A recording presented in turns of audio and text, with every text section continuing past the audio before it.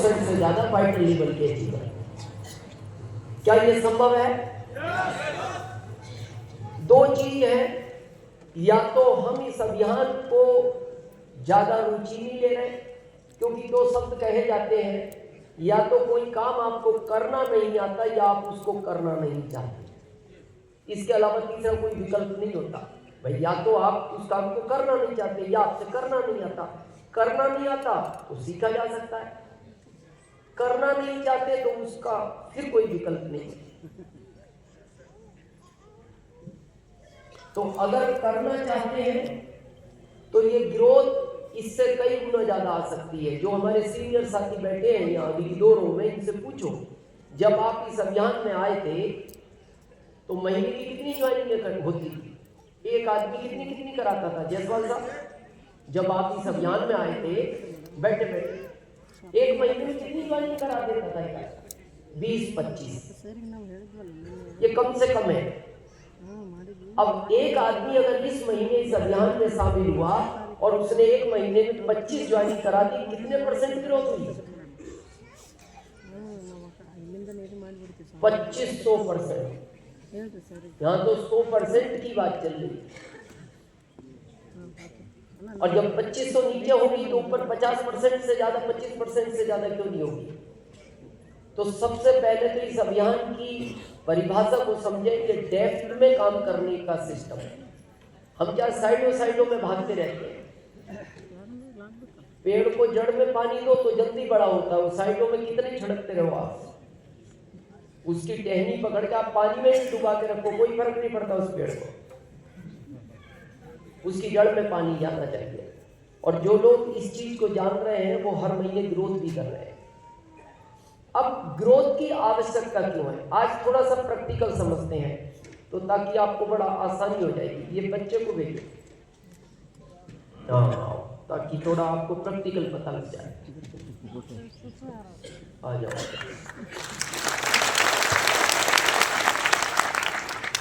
किसके हैं? पिताजी हैं इनके? ये तो उनके हैं, पंकज श्रीवास्तव जी के। उनको कौन छोड़ा?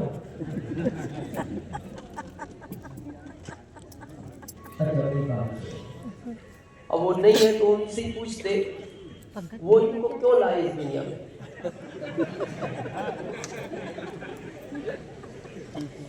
हालांकि आ गए पंकज जी, इनको इस दुनिया में क्यों लाए? वो भी अभी सोच ही रहे, लेके आया पता ही नहीं लगा। और कई लोगों को पता नहीं लगा ले आए। शादी कोई एंजॉयमेंट सिस्टम नहीं है। ये नियम क्या है, आज इसको गहराई से समझो क्यों ग्रोथ आवश्यक है। व्यक्ति जब शादी करता है तो बच्चों को इस दुनिया में इसलिए लाता है कि जब तक मेरे शरीर में ताकत है तो मैं इनको पाल लूंगा, और जब मेरे शरीर में ताकत नहीं बचेगी तो बच्चे मेरे को पाल लेंगे। ये नियम है। अब मान लो कि बच्चा यहाँ से ग्रोथ ही ना ले या जान हो जाए तो इनका भी भविष्य अंधकार में है और पंकज सर का भी अंधकार में है।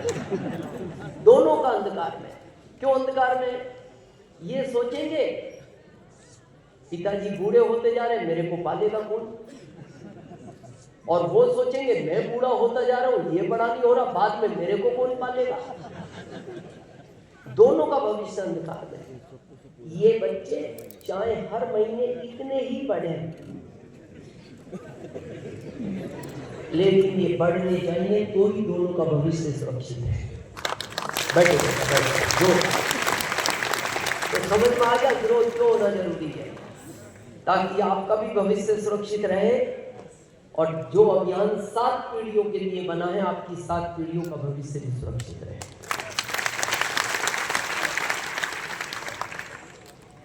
की जा सकती है? की जा सकती है। बहुत भारी काम नहीं है। अभी जयसवाल साहब ने बताया ना कि हमारे टाइम पे 25-30 ज्वाइनिंग एक महीने में एक आदमी करा देता था।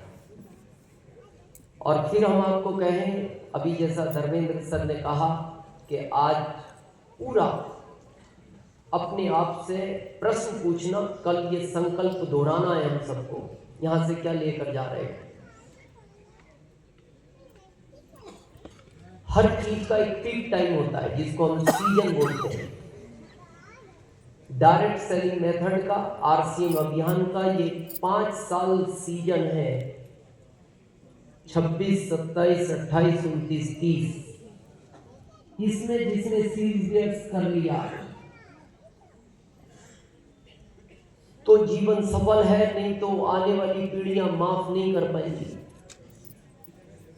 आपके घर में एक फोटो होती है बुजुर्ग की, अगर पिताजी नहीं है तो पिताजी की होगी, दादाजी नहीं है दादाजी की होगी, परदादाजी नहीं है परदादाजी की होगी। वो एक कील पे लगी रहती है, कील एक ही रहती है, तस्वीरें बदलती रहती है।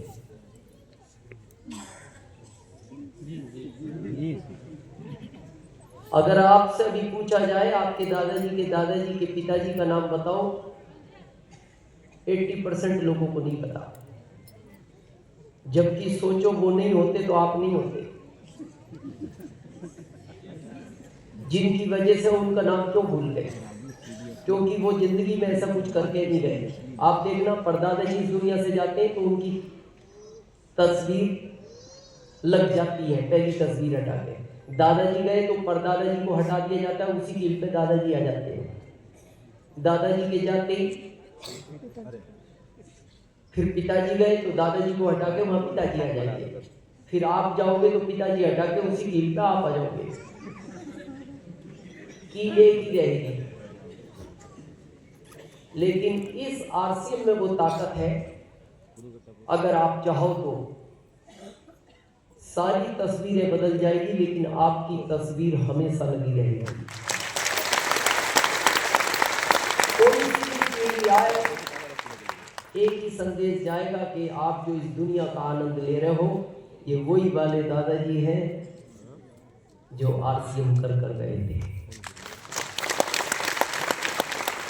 तो इसलिए ग्रोथ जरूरी है, डेली ग्रोथ। प्रश्न आता है डेली ग्रोथ। यहां बहुत सारे लोग डेली ग्रोथ करते हैं, मंथली भी करते हैं, और आज उनको सम्मानित होने का मौका भी मिलेगा। हमें प्राकृतिक से सीखना चाहिए। आप किसी भी अनाज को देखिए, सब्जी को देखिए, फलों के वृक्षों को देखिए, ये आप इनका साथ ना भी दो तो भी ये ग्रोथ करते हैं। अगर गेहूं का पौधा 2 इंची पे आके रुक जाए और कहे मेरे से भी ग्रोथ नहीं होती, जब तुम इंसान हो गए नहीं कर सकते, मेरे से क्या अपेक्षा रखते हो, क्या खाओगे।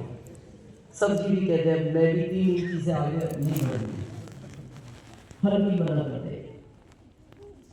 जब प्राकृतिक ग्रोथ करती है तो हम इंसान हैं, हमें सोचने समझने की शक्ति भी है। डेली ग्रोथ करेंगे तो ये एक नारा चल रहा है ना अभी, बनाओ डायमंड बनो डायमंड 2030 तक।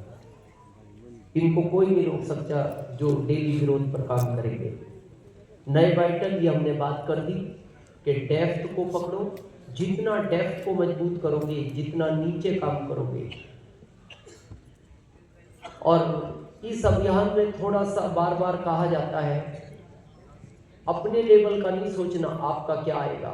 आपको ये चिंता होनी चाहिए मेरे अभियान में मेरे साथ जितने साथी जुड़े हैं, इनको मेरे को किस जगह लाना है।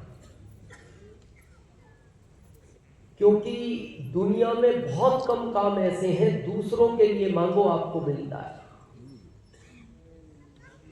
बहुत कम। बाकी हर जगह आपको अपने लिए मांगना पड़ता है, और जहां अपने की बात आती है वहां वो भी साथ नहीं देता। वो अपने वालों के साथ नहीं है, वो उनके साथ काम करता है जो दूसरों के साथ काम करते हैं। लेकिन पहले काम हमारे किस तरह के हैं जिसमें अपने लिए काम करना पड़ता है। बहुत कम काम होते हैं, दूसरों के लिए करो लेकिन फल आपको मिलेगा, ऐसा होता नहीं जनरली। या तो आरसीएम में होता है या 1-2 जगह और जीवन में होता है। समझे थोड़ा इसको, क्या भाव होना चाहिए। एक बच्ची थी लगभग 16-17 साल की, रोज मंदिर जाया करती थी। एक बच्ची की भगवान से बहुत ज्यादा अपेक्षा नहीं होती, उसको ये इच्छा नहीं होती मेरे को बड़ा घर मिले, बड़ा बंगला मिले, पैसा बहुत हो। उसकी एक ही इच्छा होती है, मेरे को मेरा जीवन साथी अच्छा मिलना चाहिए, बस। बाकी जीवन साथी अच्छा मिलेगा तो सारी चीजें अच्छी हो जाएंगी। इस सोच के साथ वो डेली मंदिर जाया करती थी सुबह 4 बजे भोले बाबा की पूजा करने। तो एक दिन रात के 4 बजे जब वो सुबह में जा रही थी तो रास्ते में एक महात्मा जी सोए हुए थे। गलती से वो उसका पैर महात्मा जी के पैर पर रखा गया। महात्मा जी क्रोध में उठे और उसको श्राप दे दिया, आज के बाद तुम अपने लिए कुछ नहीं मांग सकती। तो वो रो पड़ी, बोली प्रभु मेरे को नहीं पता था, क्योंकि कभी भी इस रास्ते में कोई नहीं मिला, आप अचानक पता नहीं कहाँ से आए होंगे, सो गए, मेरी गलती नहीं है, फिर भी मैं गलती मानती हूँ, आप माफ़ करो। तो पहुंचे हुए महात्मा थे, उन्होंने कहा नहीं बेटा, अब गलती मानो जो भी मानो, लेकिन श्राप लग चुका है, तुम जीवन में अपने लिए तो नहीं मांग सकती। अब वो मांगने क्या जाती थी, अपने लिए एक अच्छा जीवन साथी। अब जब श्राप लग गया तो ज़्यादातर लोग क्या करते हैं, हम भी वहाँ हो, अब वापस घर आ जाएंगे, अब वहाँ जाके फायदा क्या, यहाँ जो मांगने जा रहे हैं वो तो मिलेगा नहीं। लेकिन वो लड़की निस्वार्थ फिर भी जाती रही। जब 2 साल निकल गए तो भगवान ने देखा श्राप लग गया, फिर भी निस्वार्थ सेवा कर रही है, वो प्रकट हो गए। और भगवान ने कहा बेटी मैं तुम्हारी निस्वार्थ सेवा से बहुत खुश हूँ, जो चाहो मांग लो, मैं देने को तैयार हूँ। पर तुम्हें एक महात्मा का श्राप है, वो पहुँचे हुए महात्मा है, मेरा ध्यान ज़्यादा करते हैं, तो उनके श्राप को तो मैं नहीं बदल सकता, पर तुम वो छोड़कर जो मांगो मांग लो, दुनिया की हर चीज़ दे दूँगा, अपने लिए नहीं मांग सकती क्योंकि महात्मा का श्राप है। तो उस बच्ची ने कहा मैं दूसरों के लिए मांगू तो दोगे? बोले हाँ, जो चाहो मांग लो। तो उसने कहा प्रभु मेरे को कुछ नहीं चाहिए, आप मेरी माँ को एक अच्छा सा दामाद दे दो।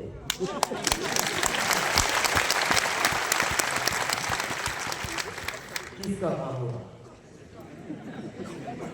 खुद का हो गया। मांगा किससे?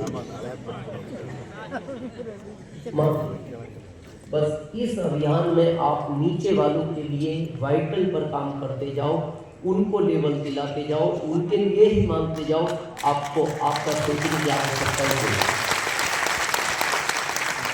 इसके बाद अभी इसका नाम हमने चेंज कर दिया, इसमें भी हो सकता है बाद में करेक्शन हो जाए, नहीं हो तो आप अपने संबोधन में वही नाम लें। अब इसका नाम हमने कर दिया सेवा केंद्र। जो गुरुकुल में आते हैं वो जानते हैं। ये नाम हमें थोड़ा इसलिए अच्छा नहीं लगता, ये जहाँ कैरोसिन बंटता है ना, जहाँ ये राशन का सामान बंटता है, वो सब वितरण केंद्र होते हैं। हमारा वो नहीं है, हमारा तो सेवा केंद्र है। और यहाँ कई सेवा केंद्र वाले लोग आए हुए हैं और उसी सेवा से हम सब बड़े स्तरों पर पहुंचेंगे। तो सेवा केंद्र की भी जिम्मेदारी है, हमारी भी जिम्मेदारी है।